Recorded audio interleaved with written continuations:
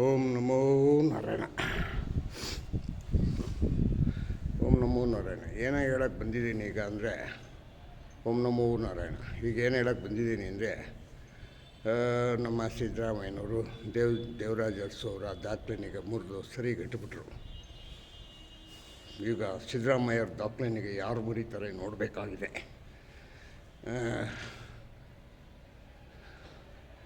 ಒಂದು ಸತಿ ಸಿದ್ದರಾಮಯ್ಯನವ್ರನಿಗೆ ಕೇಳಿದ್ರೆ ನಾನು ಇಲ್ಲಿವರೆಗೂ ಬಂದೆ, ಅವರು ದಾಖಲೆನೂ ಕೂಡ ನಾನು ಇದು ಮಾಡಿದ್ದೀನಿ, ಮುಂದೆ ನಾನು ಎಷ್ಟು ದಿನ ಮುಖ್ಯಮಂತ್ರಿ ಆಗ್ತೀನಿ ಅನ್ನೋದು ಯಾರಿಗೂ ತಿಳಿಯದಂಥ ವಿಷಯ, ಪಕ್ಷ ಏನು ಹೇಳುತ್ತೋ ಅದು ನಾನು ಬದ್ಧವಾಗಿರ್ತೀನಿ ಅಂತ ಹೇಳಿ ಅಲ್ಲಿಂದ ನಿರ್ಗಮಿಸ್ತಾರೆ.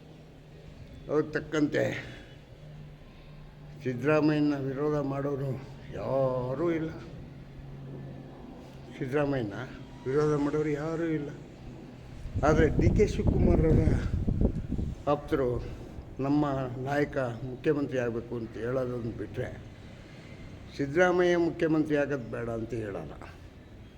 ಆದರೆ ಮಲ್ಲಿಕಾರ್ಜುನ ಖರ್ಗೆಯ ಮಗ ಮಲ್ಲಿಕಾರ್ಜುನ ಖರ್ಗೆ ಹಿಂದೆನೂ ಕಾಂಗ್ರೆಸ್ ಇದೆ, ಇವಾಗಲೂ ಇರುತ್ತೆ, ಮುಂದೇನೂ ಇರುತ್ತೆ ಅಂತ ಹೇಳ್ತಾರೆ. ಅಂದರೆ ಯಾರಿಂದನೂ ಪಕ್ಷವಲ್ಲ, ಸಿದ್ದರಾಮಯ್ಯಿಂದ ಕಾಂಗ್ರೆಸ್ ಪಕ್ಷವಲ್ಲ ಹಂಗಂತ ಹೇಳ್ತಾರೆ. ಯಾಕೆ ಹಂಗೆ ಹೇಳ್ತಾರೆ? ಕಾಂಗ್ರೆಸ್ಸು ನಿರಂತರವಾಗಿ 120 ವರ್ಷಗಳ ಇತಿಹಾಸ ಹೊಂದಿರತಕ್ಕಂಥ ಪಕ್ಷ. ಇದನ್ನೀಗ ಪಕ್ಷ ಮುನ್ನಡೆಸೋದಕ್ಕೆ ಒಬ್ಬರಲ್ಲ ಒಬ್ಬರು ಮುಂದೆ ಬರ್ತಾರೆ. ಅದರಿಂದ ಯಾರಿಂದನೂ ಪಕ್ಷ ಅಲ್ಲ ಹಂಗಂತ ಹೇಳಿ ಸಿದ್ದರಾಮಯ್ಯನವ್ರಿಗೆ ಸಿದ್ದರಾಮಯ್ಯ ಅವರ ಸಹಪಾಠಿಗಳಿಗೆ ಸರಿಯಾದ ತಕ್ಕುತ್ತರನಿಗೆ ಕೊಡ್ತಾನೆ ಪ್ರಿಯಾಂಕಾ ಖರ್ಗೆ. ಯಾಕೆ ಹಿಂಗೆ ಕೊಡ್ತಾರೆ ಅಂತಂದರೆ, ಮುಂದೆ ಒಂದು ವೇಳೆ ಪಕ್ಷ ಏನಾದ್ರು ಒಪ್ಪಿ ಸಿದ್ದರಾಮಯ್ಯನವ್ರು ಏನಾದ್ರು ರಾಜೀನಾಮೆ ಕೊಟ್ಟರೆ ಮಲ್ಲಿಕಾರ್ಜುನ ಖರ್ಗೆಯ ಅವಧಿ ಜೂನ್ಗೆ ಮುಗಿದೋಗುತ್ತೆ ರಾಜ್ಯಸಭಾ ಮೆಂಬರ್ದು. ಅದಕ್ಕೆ ಜುಲೈಯಲ್ಲಿ ನಮ್ಮಪ್ಪನೇ ಯಾಕೆ ಮುಖ್ಯಮಂತ್ರಿ ಆಗಬೇಡ್ದು ಅಂತ ಅಲ್ಲಿವರೆಗೂ ಇವರು ಬಜೆಟ್ಟು ಅದು ಇದು ಅಂತ ಮಾಡಿಕೊಂಡು ದಿನ ತುಂಬಿಸ್ತಾರೆ. ಆಮೇಲೆ ನಮ್ಮ ತಂದೆಯವರು ಮುಖ್ಯಮಂತ್ರಿ ಆದರೆ ಅನುಕೂಲ ಆಗುತ್ತೆ ಅಂತ ಪ್ರಿಯಾಂಕಾ ಖರ್ಗೆ ಅವರ ಯೋಚನೆ. ಅದಕ್ಕೆ ತಕ್ಕಂತೆ ಸಿದ್ದರಾಮಯ್ಯ ಅವರು ಅಂದ್ಕೊಂಡಿರೋದು ಒಂದಾದರೆ, ಡಿ ಕೆ ಶಿವಕುಮಾರ್ ಅಂದ್ಕೊಂಡಿರೋದು ಇನ್ನೊಂದು. ಪ್ರಿಯಾಂಕಾ ಖರ್ಗೆ ಇಲ್ಲ ಮಲ್ಲಿಕಾರ್ಜುನ ಖರ್ಗೆ ಅವರು ಮುಖ್ಯಮಂತ್ರಿ ಆದರೆ ನಾನು ಅದನ್ನೀಗ ಮುಂದೆ ಬಳಸ್ಕೋಬಹುದು, 1 ವರ್ಷನೋ ಇಲ್ಲ 2 ವರ್ಷನೋ ಬಿಟ್ಟು ನಾನು ಮುಖ್ಯಮಂತ್ರಿ ಆಗ್ಬೋದು ಅಂತ ಯೋಚನೆ ಮಾಡಿರಬಹುದು ಡಿ ಕೆ ಶಿವಕುಮಾರ್. ಕಾರಣ ಏನಪ್ಪ ಹಂಗಂದರೆ, ಬೇರೆ ಯಾರಿಗೂ ಡಿ ಕೆ ಶಿವಕುಮಾರ್ಗೆ ಯಾವುದೇ ಕಾರಣಕ್ಕೆ ನಾನು ಮುಖ್ಯಮಂತ್ರಿಯನ್ನು ಬಿಟ್ಕೊಡಲ್ಲ ಅನ್ನೋ ಸಿದ್ದರಾಮಯ್ಯನ ವರ್ಷಗೆ ಇದು ಎರಡನೇದು ದಾರಿ ಅಂತ ಅಂದ್ಕೋತಾರೆ ಡಿ ಕೆ ಶಿವಕುಮಾರ್ ಅವರು. ಮತ್ತು ಇನ್ನೊಂದು ಏನಪ್ಪ ಹಂಗಂದರೆ, ಪಕ್ಷದ ಸಂಘಟನೆಯೀಗ ನಾನು ರಾಜ್ಯದಲ್ಲಿ 100 ಆಫೀಸ್ ಮಾಡಬೇಕು ಅಂತ ಆಸೆ. ಯಾರಿಗೆ? ಡಿ ಕೆ ಶಿವಕುಮಾರ್ಗೆ 100 ಆಫೀಸು 100 ಕಚೇರಿಗಳು ಮಾಡಬೇಕಂತೆ. ಮತ್ತು ಪಕ್ಷನಿಗೆ ಇನ್ನೊಮ್ಮೆ ಅಂದರೆ 28ಕ್ಕೆ ಇನ್ನೊಮ್ಮೆ ಅಧಿಕಾರಕ್ಕೆ ತರಬೇಕು ಅನ್ನೋದು ಪಾಪ ಡಿ ಕೆ ಶಿವಕುಮಾರ ಕನಸು ಮತ್ತು ಗುರಿ. ಆ ಯಪ್ಪನಿಗೆ ಎಷ್ಟು ನಂಬಿಕೆ ಇಟ್ಕೊಂಡವರೋ ಗೊತ್ತಿಲ್ಲ. ಆದರೆ ಕಾಂಗ್ರೆಸ್ಸಿಂದ ಯಾವುದೇ ಕಾರಣಕ್ಕೆ ಡಿ ಕೆ ಶಿವಕುಮಾರು ಮುಖ್ಯಮಂತ್ರಿ ಆಗಲ್ಲ ಅಂತ ನಾನು ನಿನ್ನೆ ಒಂದು ವಿಡಿಯೋದಲ್ಲೂ ಕೂಡ ಹೇಳಿದ್ದೀನಿ. ಆದರೆ ಈಗಲೂ ಮತ್ತೆ ಅದನ್ನೇ ಹೇಳ್ತೀನಿ. ಕಾರಣ ಏನಪ್ಪ ಅಂದರೆ, ಅವರಿಗೆ ಆ ಯೋಗ ಇಲ್ಲ. ಆ ಯೋಗ ಇಲ್ಲ ಅನ್ನೋದಕ್ಕಿಂತ ಹೆಚ್ಚಾಗಿ ಏನು ಗೊತ್ತಾ, ಇವರ ಸಹಪಾಠಿಗಳು ಇವನಿಗೆ ಮುಖ್ಯಮಂತ್ರಿ ಮಾಡೋದಕ್ಕೆ ಬಿಡಲ್ಲ. ಯಾರು ಬಿಡಲ್ಲ ಅಂದರೆ ಸಿದ್ದರಾಮಯ್ಯ ಗ್ಯಾಂಗಲ್ಲೇ ಸುಮಾರು 13-14 ಜನ ಮಂತ್ರಿಗಳು ಇವನ್ನ ವಿರೋಧ ಮಾಡ್ತಾಯಿದ್ದಾರೆ. ಯಾವುದೇ ಕಾರಣಕ್ಕೆ ನೀವು ಸಿದ್ದರಾಮಯ್ಯವ್ರಿಗೆ ನೀವು ಮುಖ್ಯಮಂತ್ರಿ ಸ್ಥಾನಕ್ಕೆ ಬಿಟ್ಟುಕೊಡ್ಬೇಡಿ ಡಿ ಕೆ ಶಿವಕುಮಾರ್ಗೆ, ಮತ್ತು ನೀವೇ ಮುಂದುವರಿಯಿರಿ ಎಂದು ಹಠ ಮಾಡಿ ಅಂತ ಇವರು ಹಿಂದುಗಡೆಯಿಂದ ಎಲ್ಲ ಹೇಳ್ಕೊಡ್ತಾ ಇದ್ದಾರೆ. ಆದರೆ ಒಂದು ವೇಳೆ ಈ ರೀತಿ ಖರ್ಗೆ ಅವ್ರಿಗೆ ಏನಾದ್ರು ಮುಖ್ಯಮಂತ್ರಿ ಚಾನ್ಸ್ ಈಗ ಕೊಟ್ಟರೆ ಅವರಿಂದ ಇವರು ಇಸ್ಕೋಬೋದಾ, ಆಗುತ್ತಾ?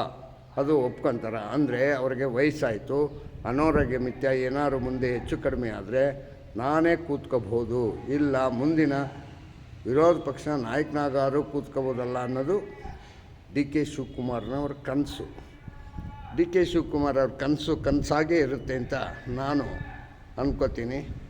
ಮತ್ತು ಹೆಚ್ಚಿಗೆ ಡಿ ಕೆ ಶಿವಕುಮಾರ್ಗೆ ಅಧಿಕಾರ ಸಿಗುತ್ತೆ ಅಂತ ನಾನು ಹೇಳೋದಕ್ಕೆ ಇಚ್ಛೆನೇ ಪಡೋಲ್ಲ ಇಲ್ಲ. ಯಾಕೆ ಹಂಗಂತಂದರೆ ಹಿಂದೆ ರಾಜಕಾರಣಿಗಳಿಗೆ ಈ ಯಾರು ಜ್ಯೋತಿಷಿಗಳು ಮಣ್ಣು ಮುಕ್ಕಿಸ್ತಾ ಇದ್ದಾರೆ, ಈ ಜನನೂ ಹಂಗೆ ಹೋಗಿ ಅವ್ರ ಹತ್ರನೇ ಮಣ್ಣು ಮುಕ್ತಾ ಇದ್ದಾರೆ. ಅದರಿಂದ ಈ ಭವಿಷ್ಯ ಸುಳ್ಳಾಗಬೇಕು. ಯಾರ್ದು? ಜ್ಯೋತಿಷಿಗಳ ಮಾತು ಸುಳ್ಳಾಗಬೇಕು. ಮುಖ್ಯಮಂತ್ರಿ ಆಗಬಾರ್ದು ಡಿ ಕೆ ಶಿವಕುಮಾರು. ಇದು ನನ್ನ ವೈಯಕ್ತಿಕ ವಿಚಾರ.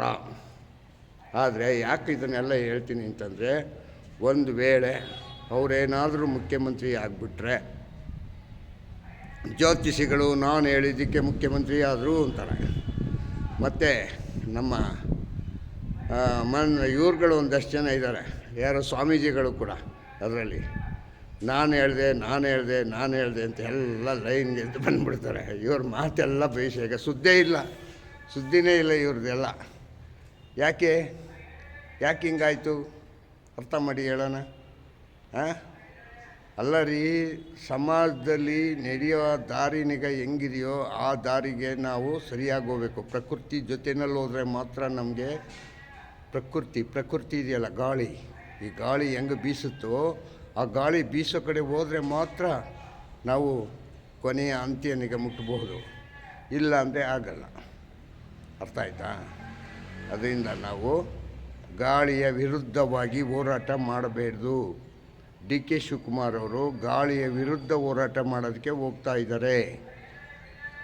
ಇದು ಸರಿಯಾದ ಸಮಯನೂ ಅಲ್ಲ, ತಾತ್ಕಾಲಿಕ ವಿಷಯನೂ ಅಲ್ಲ. ಇದು ಈ ತಾತ್ಕಾಲಿಕ ವಿಷಯದಲ್ಲಿ ನೀವು ಈ ಥರ ಹೇಳ್ಕೊಂಡು ದಿನ ತುಂಬಿಸೋದ್ರಿಂದ ಏನು ಸಿಗಬಹುದು ನಿಮಗೆ? ಮತ್ತು ನೀವು ಅಂದ್ಕೊಂಡಂಗೆಲ್ಲ ಆಗೋಗ್ಬಿಡಾಗಿದ್ದರೆ ಮತ್ತೆ ಯಾಕೆ ಬೇರೆ ಇಷ್ಟು ಲಕ್ಷಾಂತರ ಕಾರ್ಯಕರ್ತರು ಆಗಬೇಕಾಗಿತ್ತು ಅಲ್ವಾ? ಮತ್ತು ನೀವು ಅಂದ್ಕೊಂಡಿದ್ದ 5 ಫ್ರೀ ಬೇಸು ಈ ಕೆಲಸನೇ ಮಾಡ್ತಾ ಇರಲಿಲ್ಲ ಅವಾಗ. ಈಗಲೂ ಕೆಲಸ ಮಾಡಲ್ಲ ಮುಂದೆ. ಯಾಕೆ ಹಂಗಂತಂದರೆ ಆಂಧ್ರದಲ್ಲಿ ಜಗನ್ಮೋಹನ್ ರೆಡ್ಡಿ ಇದಕ್ಕಿಂತ ಡಬಲಾಗಿ ಫ್ರೀ ಬೇಸ್ ಮಾಡಿದರು. ಫ್ರೀ ಬೇಸ್ ಮಾಡಿ ನೆಕ್ಸ್ಟು ಚಂದ್ರಬಾಬು ನಾಯ್ಡು ಮತ್ತು ಪವನ್ ಕ್ಯಾನ್ವಾಸ್ ಮಾಡಿ ಅದನ್ನೀಗ ಧೂಳಿಪಟ ಮಾಡಿಬಿಟ್ರು. ಪವನ್ ಏನೂ ಅಲ್ಲ, ಚಂದ್ರಬಾಬು ನಾಯ್ಡು ಆದ್ರೂ ಒಂದಲ್ಲ 2 ಸತಿ ಮುಖ್ಯಮಂತ್ರಿ ಆಗಿದ್ದವರು. ಪವನ್ನು ಏನೂ ಇಲ್ಲ, ಅವರು 21 ಸೀಟ್ಗೆ 21 ಸೀಟ್ನೂ ಗೆದ್ಕೊಂಡ್ರು ಅವರು. ಕಾರಣ ಏನು ಅಂದರೆ ನೀವು ಕೊಟ್ಟಿರ್ತಕ್ಕಂಥ ಫ್ರೀ ಬೇಸಿಂದ ಒಂದರಿಂದನೇ ಜನರ ಅನುಕೂಲ ಆಗೋದಿಲ್ಲ. ಸಾರ್ವಜನಿಕವಾಗಿ ಆಗಬೇಕಾಗಿರೋ ಇಂಪ್ರೂವ್ಮೆಂಟ್ಸ್ಗಳಾಗಲಿಲ್ಲ. ಹಂಗಂದರೆ ನಿಮಗೆ ಸರಿಯಾಗಿ ತಕ್ಕ ಪಾಠನಿಗೆ ಕಲಿಸ್ತಾರೆ, ಅವರೇ ಕಲಿಸ್ತಾರೆ, ಜನರೇ ಕಲಿಸ್ತಾರೆ. ಇದು ಗ್ಯಾರಂಟಿ. ಅದರಿಂದ ಫ್ರೀ ಬೇಸು ಯಾವುದೇ ಕಾರಣಕ್ಕೂ ಆಗಲ್ಲ. ಮತ್ತು ಇದರಲ್ಲೂ ಅಷ್ಟೇ, ಡೆಲ್ಲಿನಲ್ಲೂ ಅಷ್ಟೇ ಫ್ರೀ ಬೇಸ್ ಕೊಟ್ಟಿದ್ದರು. ಯಾರು ಪಾಪ ಅರವಿಂದ್ ಕೇಜ್ರಿವಾಲ್ ಅವರು ಯಾವ ಫ್ರೀ ಬೇಸ್ನೂ ತಗೊಳ್ಳಿಲ್ಲ ಜನ. ಅವ್ರನ್ನೀಗ ಧೂಳಿ ಪಟ ಮಾಡಿಬಿಟ್ಟು ಆಚೆಗೆ ಓಡಿಸ್ಬಿಟ್ರು. ಡೆಲ್ಲಿಯಿಂದನೇ ಆಚೆಗೆ ಓಡಿಸ್ಬಿಟ್ಟಿದ್ದಾರೆ ಅವರು. ನೆಕ್ಸ್ಟ್ ನಿಮಗೂ ಹಂಗೆ ಆಗುತ್ತೆ ಅಂತ ಅಂದ್ಕೋತಾ ಇದ್ದೀನಿ ನಾನು. ಕಾಂಗ್ರೆಸ್ನವ್ರಿಗೆ ಎಲ್ಲಿಗೆ ಓಡಿಸ್ತಾರೆ ಗೊತ್ತಿಲ್ಲ.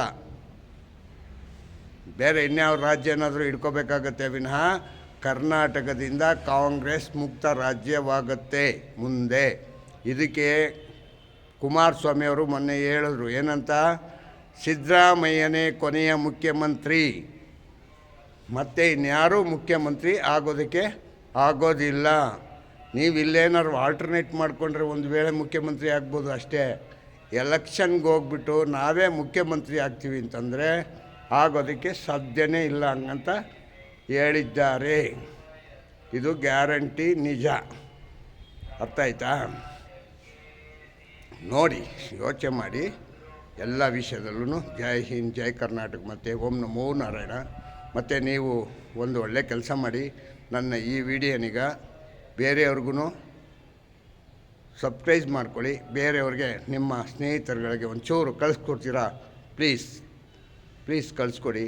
ನಿಮ್ಮಿಂದ ನಾನು ಮುಂದಕ್ಕೆ ಹೋಗೋದಕ್ಕೆ ಅನುಕೂಲ ಆಗುತ್ತೆ. ಜೈ ಹಿಂದ್ ಜೈ ಕರ್ನಾಟಕ ಮತ್ತು ಓಂ ನಮೋ ನಾರಾಯಣ.